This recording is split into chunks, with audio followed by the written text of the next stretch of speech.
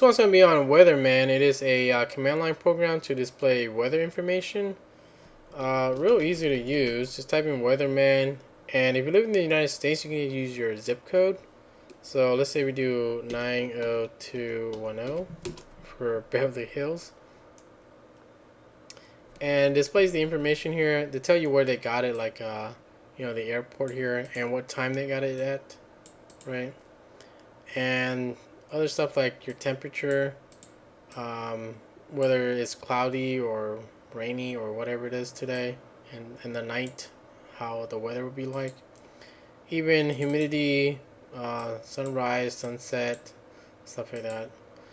Now, this one by default displays in the metric system, but you can always change it to the English units if you're not used to Celsius and all that.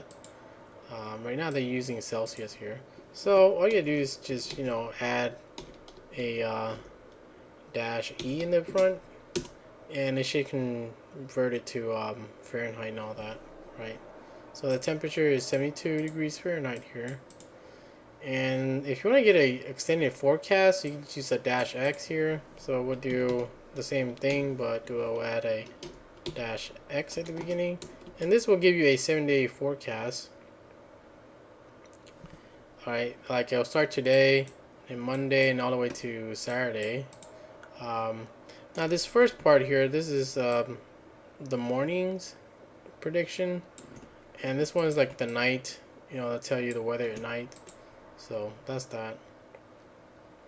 And all these information is brought to you by this website here. Is weatherbug.com.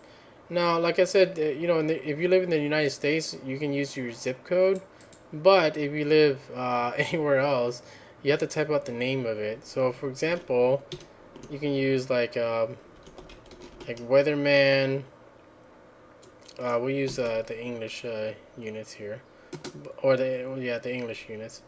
But if you want to type in, like, let's say for example, London, England, no, London, United Kingdom. I mean, United Kingdom. If I spell it right. Right, and they'll give you the information there. If you don't know if your place is supported or whatever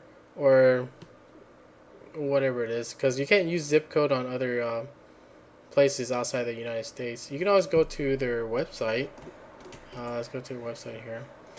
But you go to the website here and you click on, what is this here, world weather here, and you want to use this box here, not this one up top here, and just type in your location. So for example, we do something way off, like Pakistan or something, right? And I give you Pakistan here. And we'll choose one of these location as her choice here. What is this one called? Kohat? I think that's how you say it. So Kohat, Pakistan, and you copy that sucker, right? And you go back in here and just do the same thing. Like what do we do? Delete this sucker. We'll paste that sucker in there. So Kohat, Pakistan. And there you go. That's how you do that, or any other place that you want to do. Like let's say we do Brazil and search for that sucker. What the hell? They don't have that? What the fuck's going on?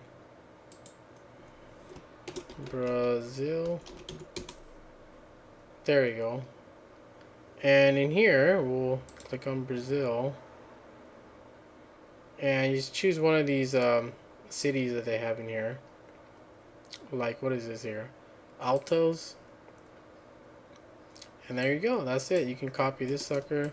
So if you don't have the zip code, or if you don't know if that place is actually supported or whatever, you can always check their website and then paste these suckers in. Delete that. Paste this sucker in here.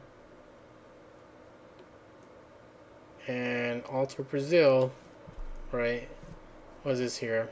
Temperature 90 degrees Fahrenheit.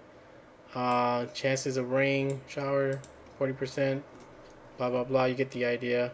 And make sure if you want to get the forecast, you can use the dash X. There's other formattings you can do in here. but you don't really need to do all that crap. If you want more help, you can always see some examples here if you want to do, to remind you of how to use it, like what we did before. Here's some formatting stuff that you can do.